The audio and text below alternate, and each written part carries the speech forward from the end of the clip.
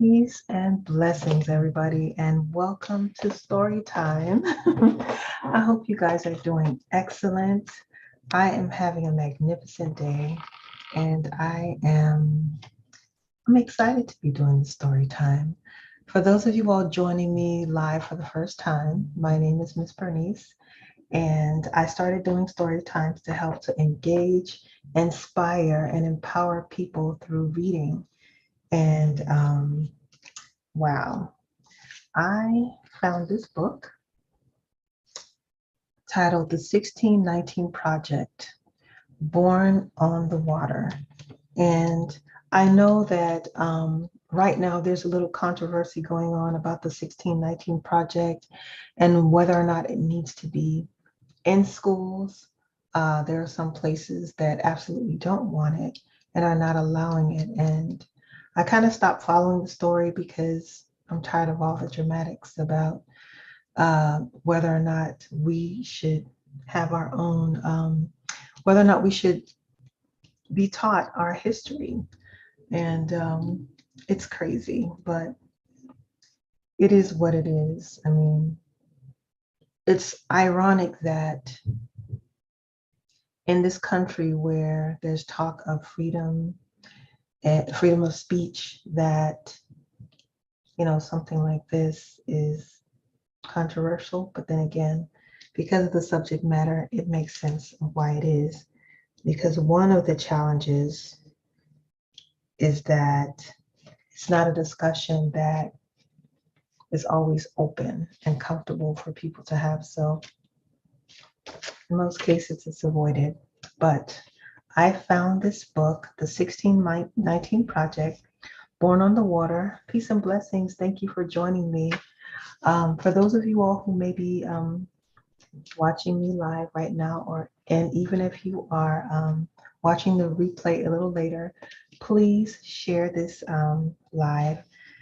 This book, The 1619 Project, Born on the Water, is written by Nicole Hannah Jones and Renee Watson and illustrated by Nicholas Smith. And the illustrations are amazing. So I'm excited about this book, and I hope you enjoy the story. The 1619 Project, Born on the Water.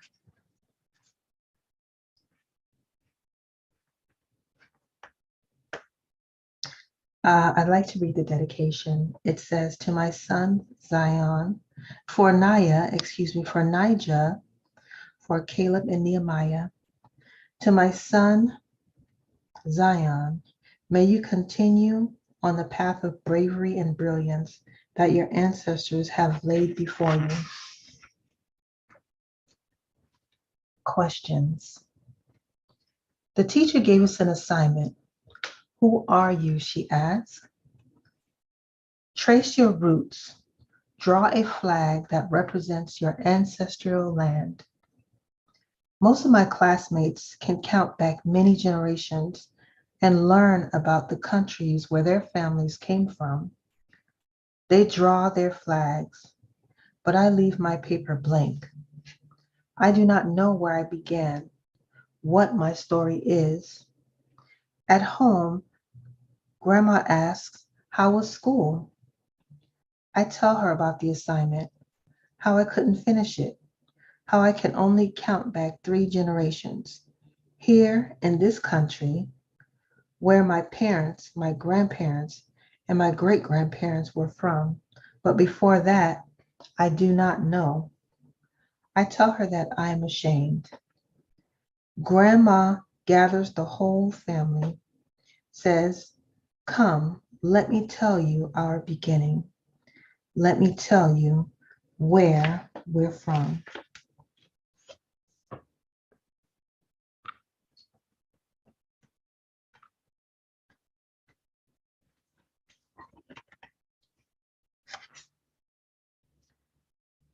What Grandma tells me.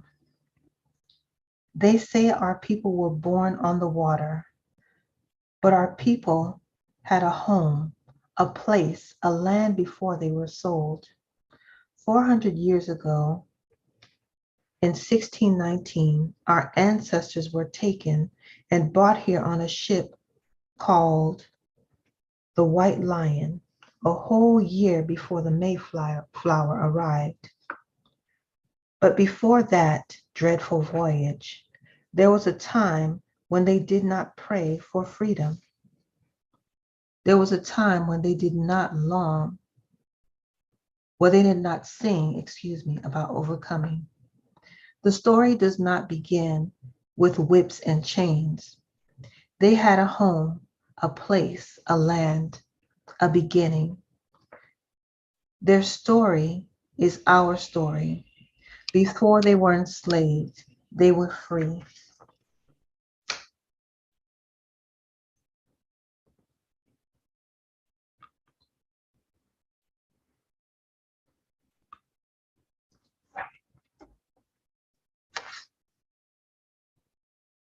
They had a language. They spoke Kimbutu. They had their own words for love, for friend, for family.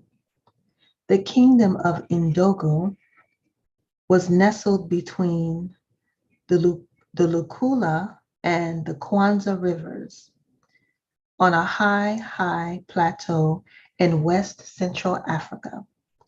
The people were good with their hands, knew the power of a seed, how to plant it, water it, how to make something out of nothing.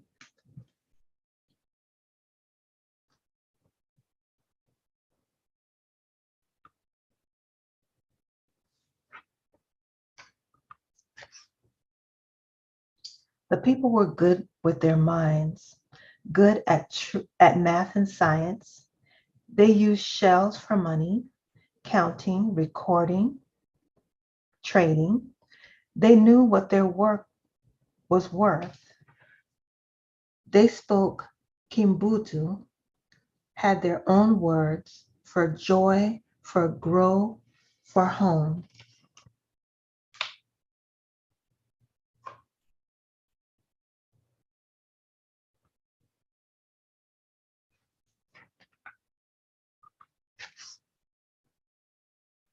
Their hands had a knowing. Their hands had a knowing. They knew how to hold a baby close, how to rock the child to sleep to keep her from crying. Their hands knew how to mix herbs, how to get the just right flavor for a meal. Their hands knew how to beat and twist and shape iron, how to make gardening tools, armor, and weapons. Their hearts had a knowing. They know they knew how to make work joyful, how to create rhythm by pounding the tools against metal. They knew how to make music and keep them company as they worked, to music to keep them company as they worked. Their minds had a knowing, worldly, curious, sharp. When they met the white people, they learned quick, taught their tongues to speak Portuguese, taught their eyes to read strange words. They knew how to mix the old with the new, how even to, how even an ancient people always had more to learn.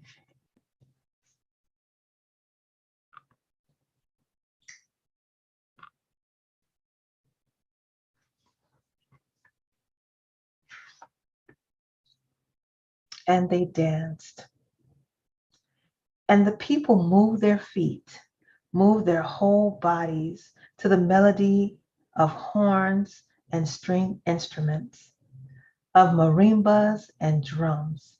They danced to celebrate, to mourn. They danced as a way of worship, to offer thanks. Their bodies, a song under open sky and bright sun. Their bodies, a swaying testament to the beauty of creation.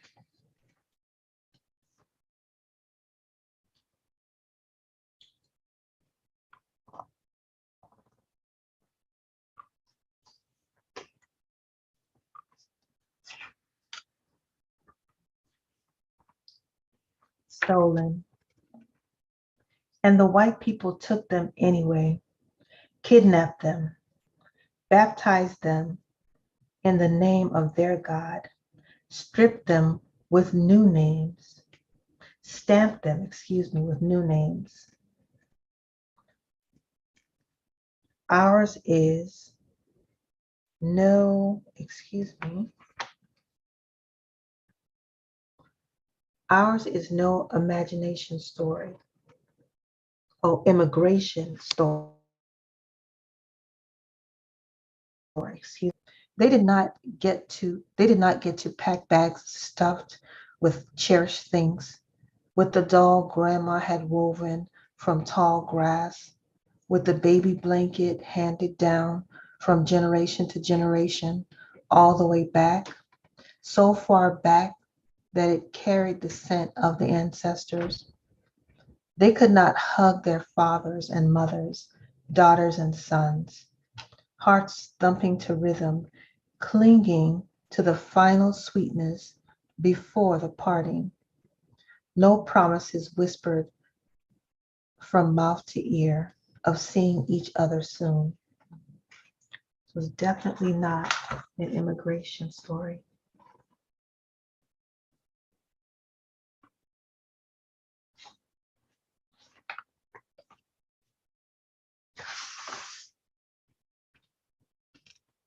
Just wails and sobs, confusion and wrists worn raw from shackles made of iron, feet split and bloody from the 200-mile march along the Kwanzaa River.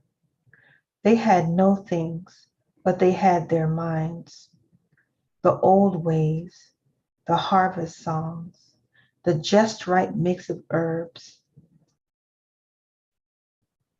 etched in their memories.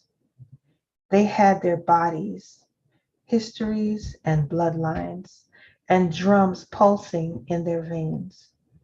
With trembling fingers, they braided seeds into their hair, defiantly hiding tiny pieces of home to plant one day in new soils. No matter what some say, the people fought, and the white people took them anyway, forced them into the bottom of an evil ship to sail to a new world they had no desire to see. Ours is no immigration story.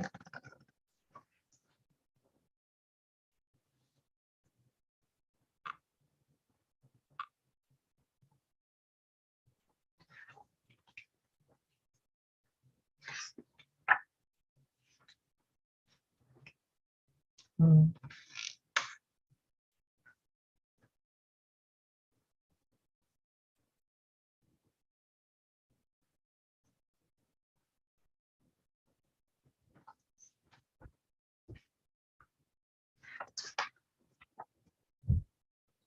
The White Lion.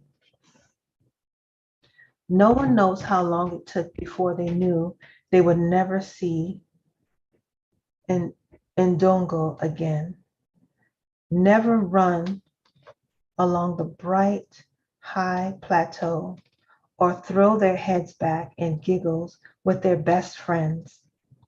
Maybe it was the second month or the third when they had not seen their hand or any hand.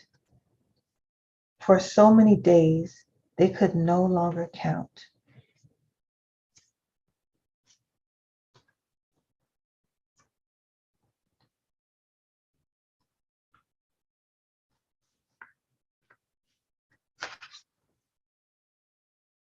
Some could not bear the pain. They refused to eat. They shut their mouths until their hearts gave out. Others tossed themselves into the sea, the real eternity of the Atlantic Ocean, swimming one last time with the ancestors. Sickness and hunger, filth and cruelty took the others, almost, almost, almost half. Wow.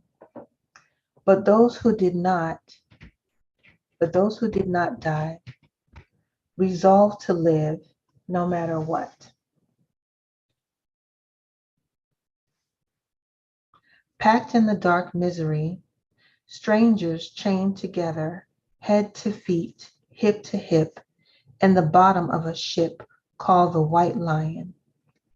They saw that these strangers, men, women, children, kidnapped too, from many villages, these were their people now.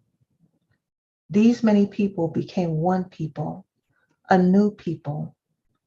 And that is why the people say, we are born in the water. We come from the people who refuse to die.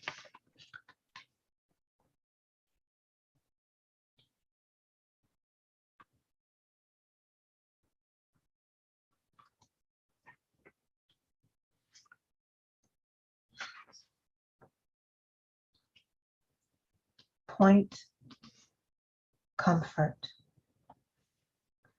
Finally, the ship stopped moving and the people were dragged to the deck. They closed their eyes against the light of the sun they had not seen since Mother Africa's coast.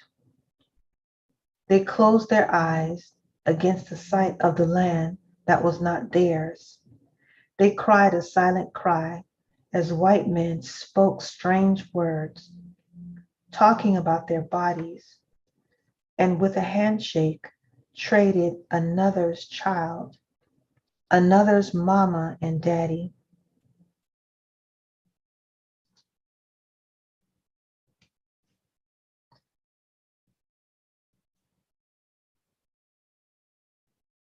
"20 to go, beloved human being." Wow, hold on.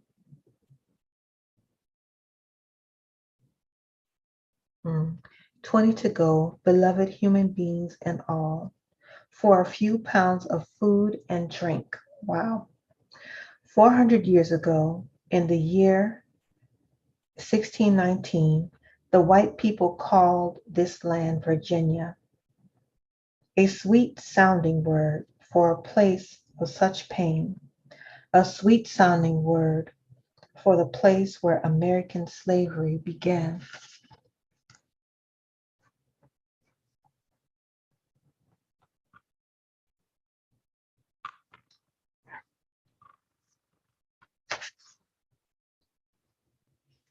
Tobacco fields.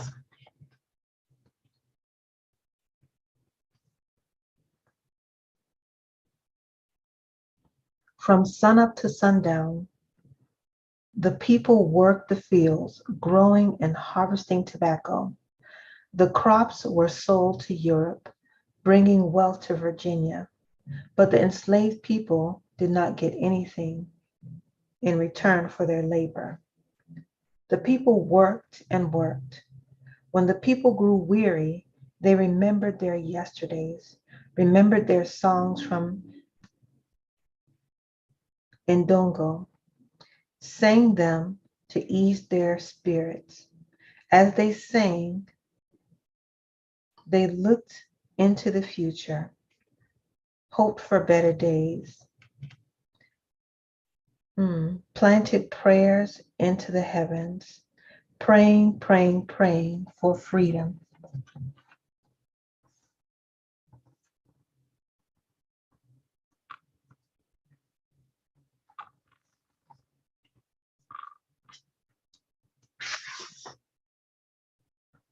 How to make a home.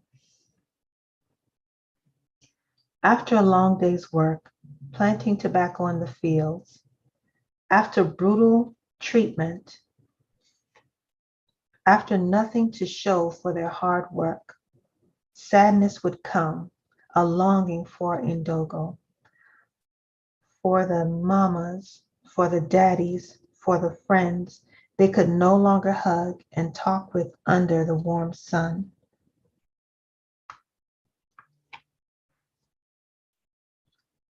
We are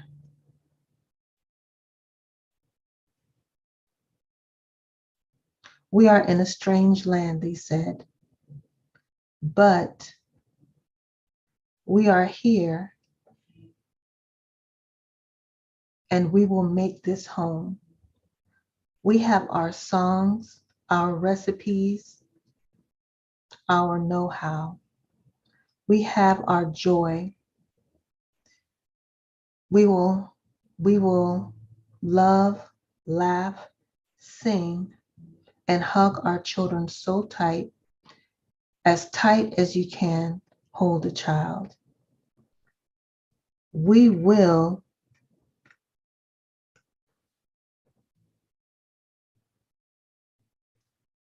work because we have each other.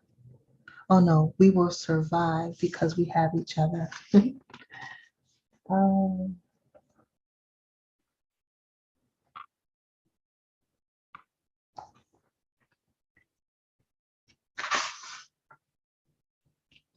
and so the people planted the seeds they carried over the ocean,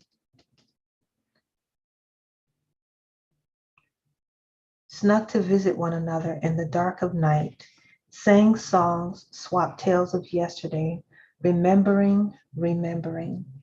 And the people planned, dreamed, and hoped, willed themselves to keep living. And the people learned new words for love, for friend, for family, for joy, for grow, for home. We are in a strange land, they said, but we are here and we will make this home. We have determination, imagination, faith. We will survive because we have each other.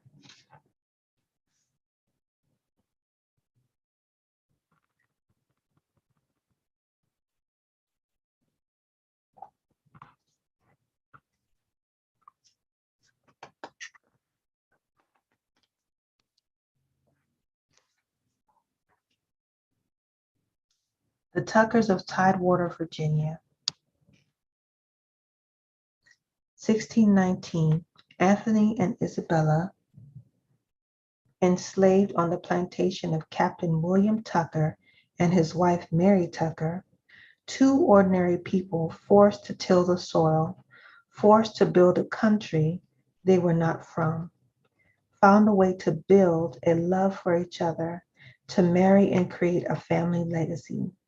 They did not know their family would be the start of a new people. They were just two ordinary people who had a son, a new beginning, a promise to live on and on. William Tucker, hope is a promise, faith that a better day will come, belief that things will not always be this way.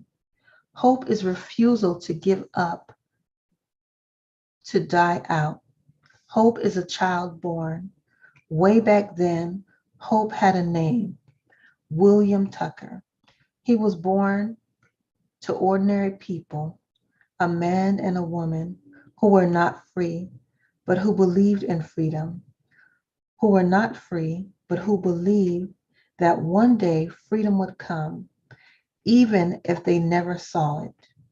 These two ordinary people gave life to an extraordinary child, a child not of Africa, a child not of Europe, not of the native people already here, but a child of the new people formed on the water. The first Black child born in the land that would become the United States. The first truly American child.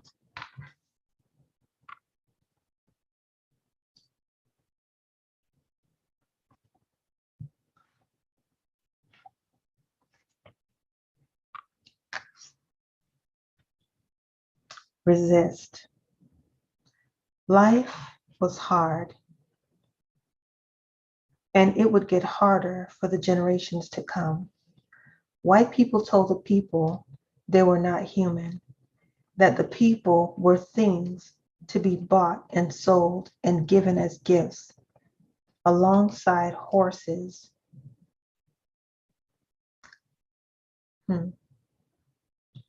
When the people were beaten, they said the people did not feel pain. When they sold the people's children, they said the people didn't love. These were lies they made up so they could feel okay about slavery. It is wrong, always and forever, to own human beings. It is wrong, always and forever, to treat human beings like things. The people fought back for 150 years. The people resisted every day in ways big and small. For 150 years, the biggest resistance of all was that the people kept living.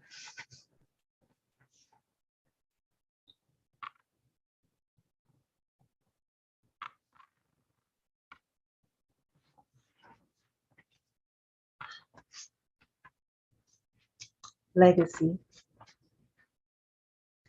And the people who were born on the water survived, kept living and living. It was illegal to teach enslaved people how to read, but they birthed generations of teachers and librarians, scholars and authors. They were brokenhearted, beaten and bruised, but they became healers, pastors and activists, doctors and counselors. No one could steal the people's joy. They wrote songs, created jazz and hip hop, rhythm and blues.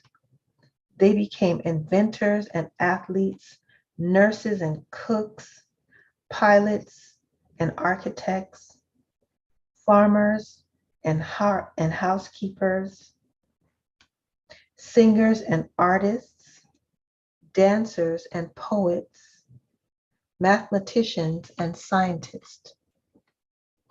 They passed on their stories through the stitch of a quilt, shared secret messages through songs. The people arrived, the people survived, the people fought. And because the people survived and because the people fought, they finally got freedom. And because the people survived and because the people fought, America has equality in the law.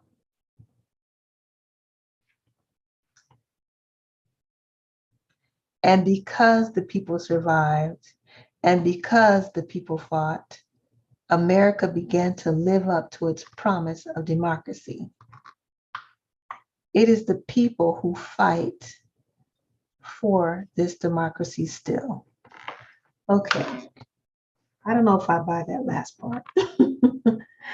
Because although this is a country supposedly built on democracy, I don't necessarily see equality. Not at all. But I definitely see a fight. Pride. Grandma looks at me and my brother tells us this is why we say Black Lives Matter, why we celebrate Black girl magic, why we believe we are our ancestors' wildest dreams. Never forget we are their hope. Never forget you come from a people of great strength, Grandma says. Be proud of our story, your story. The next day I go to school, pull out my red crayon, my blue, and my white. I draw the stars and I draw the stripes of the flag of the country that my ancestors built, that my grandma and grandpa built, that I will help build too. And I am not ashamed. I know what my story is, where I'm from, where I began.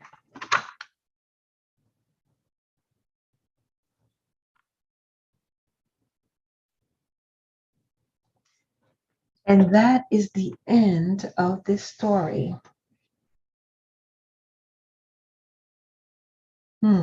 The 1619 Project, Born on the Water by Nicole Hannah Jones and Renee Watson, illustrated by Nicholas Smith. Well, this is definitely a story that provokes thought and conversation.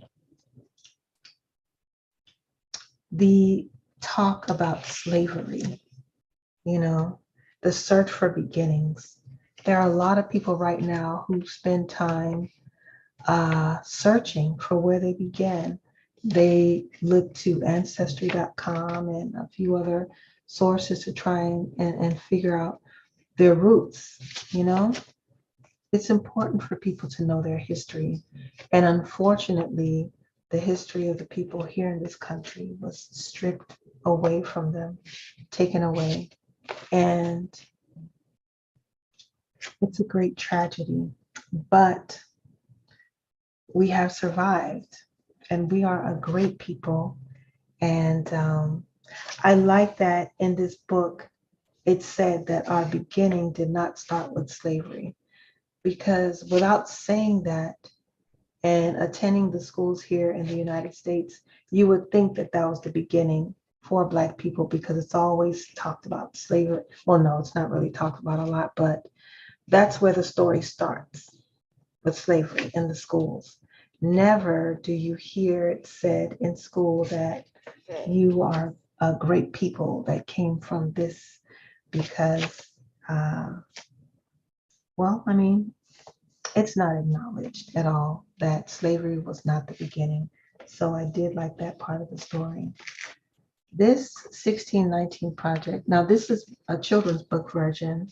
There is a much thicker book, but I thought this one would be a good read for story time, you know, to open up the conversation, to talk about our beginnings, or at least, you know, what we know of our beginnings, and the importance of knowing history, and the importance of talking to the new generations, and really creating a new legacy and a much better and brighter future for ourselves and our future. So I hope that you enjoyed the story time.